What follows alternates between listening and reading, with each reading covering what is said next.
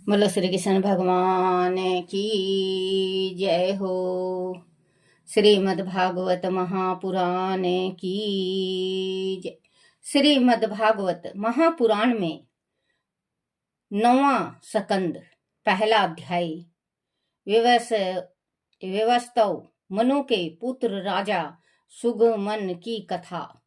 राजा परीक्षित ने पूछा, मुनिवर, आपने सब मानवतारों और उनमें भगवान के ऐश्वर्य पूर्ण तथा शक्तिशाली चरित्रों का वर्णन किया और हमने उनका पूरा आनंद के साथ श्रवण भी किया। आपने वैवस्वत मनु की कथा भी हमें सुनाई। अब आप कृपा करके उसके वंश और वंश में होने वाला राजाओं का अलग अलग चरित्र भी हमें सुनाइए। हे महाभाग, हमारे हृदय में कथा सुनने की सदा ही उत्सुकता बनी रहती है। वैवस्वत मनु के वंश में होने वाले सभी पवित्र कीर्ति पुरुष के पराक्रम को सुनने की हमारे मन में बड़ी अभिलाषा है। श्री सुखदेव जी ने कहा, परीक्षित, मनु वंश का विस्तार के वर्णन तो कई वर्षों में भी नहीं किया जा सकता। यह मैं संक्षेप में उनके विषय में बता रहा हूं, जो परम पुरुष परमात्मा सभी जीवों में आत्मा रूप से विद्यमान है। प्रलय के समय केवल वही थे, वह विश्व आदि कुछ भी नहीं था। वह विश्व आदि कुछ भी नहीं था। उस समय उनकी नाभि से एक कमल कोश प्रकट हुआ। उसी से चतुर्मुखी ब्रह्मा का जन्म हुआ। ब्रह्मा जी के मन में मारीच और मारीच के पुत्र ऋषि कश्यप हुए। उनकी धर्म पत्नी अदिति से विवस्वान सूर्य का जन्म हुआ। विवस्वान की संज्ञा नाम की पत्नी से श्रद्धा देव सत्य व्रत मनु का जन्म हुआ। परम मानसवी श्रद्धा देव की पत्नी श्रद्धा के गर्भ से 10 पुत्र हुए। उनके नाम थे इक्ष्वाकु, निर्गु, यशति, दिष्टा, दुष्ट, वारुष, नारियस्तम, उषद्रव, नभग और कवि।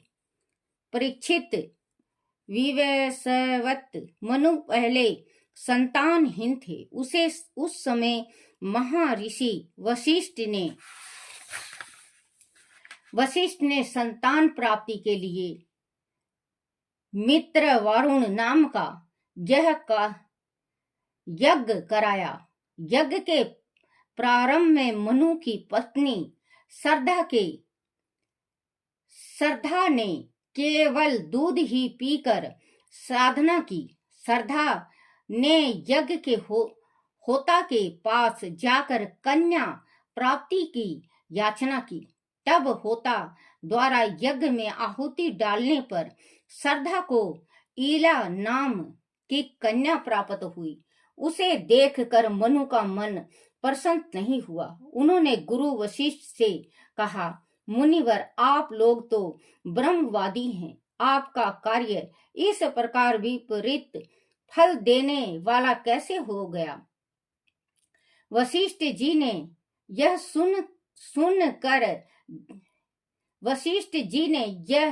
सुनकर जान लिया कि होता ने विपरीत आहुति दी है। इस पर उन्होंने कहा, राजन, होता के विपरीत संकल्प से ही ऐसा हुआ है।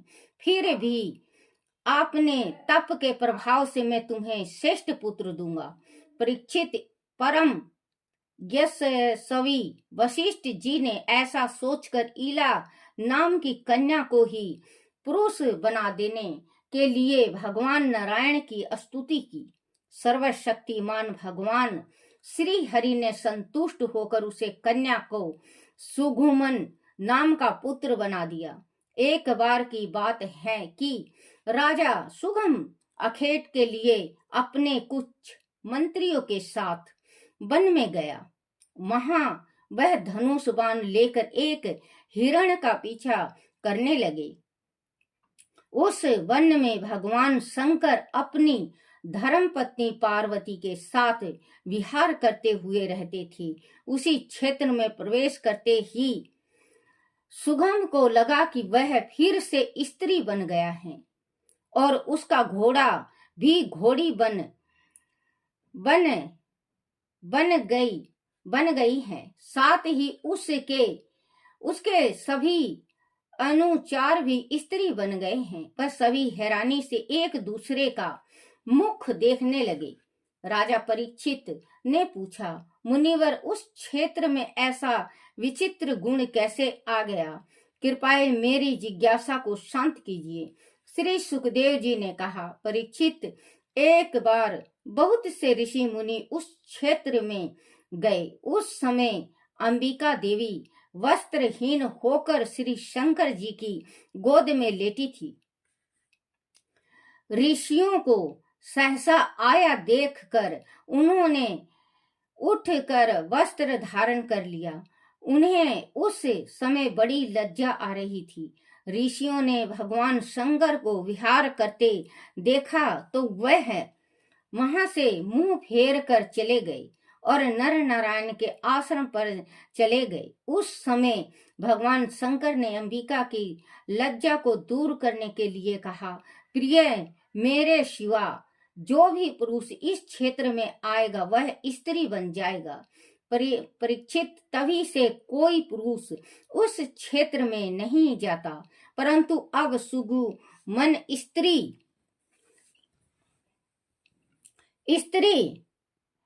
हो गए थे। वह स्त्री बने अपने अनुचारों के साथ इधर उधर विचारने लगे। उसी समय चंद्रपुत्र शक्तिशाली बुद्ध ने अपने आश्रम के पास बहुत सी स्त्रियों से घिरी सुगम को देखा। वह उस पर मोहित हो गया। उसने उस आश्रम में बुला लिया। बुद्ध के रूप को देखकर स्त्री बने सुगम की इच्छा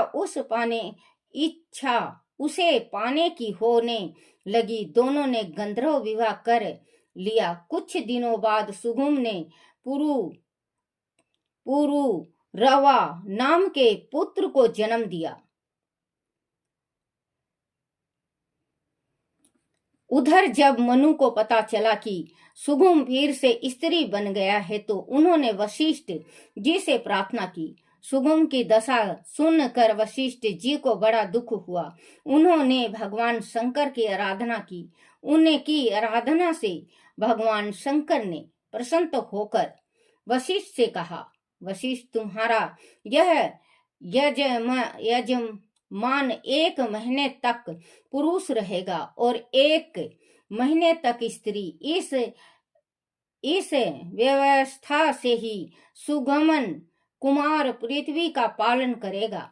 भगवान शंकर के वरदान से सुगम पृथ्वी का पालन इसी प्रकार से करने लगा।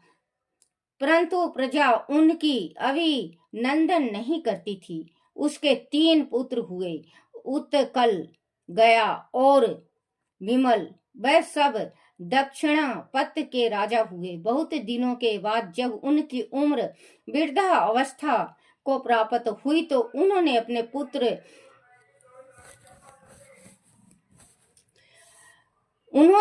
पुत्र पूर्वा को अपना राज सौंप दिया और स्वयं तपस्या करने वन में चले गए। बोलो श्री कृष्ण भगवान की जय हो। श्री कृष्ण गोविंद हरे मुरारी, हे नाथ नारायण वासुदेव, हे नाथ नारायण वासुदेवाय।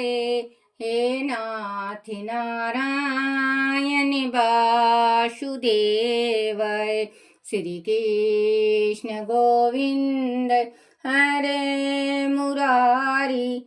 हे नाथ नारायण वासुदेवाय। बोलो श्री कृष्ण भगवान की जय हो। अपने अपने माता पिता की जय हो।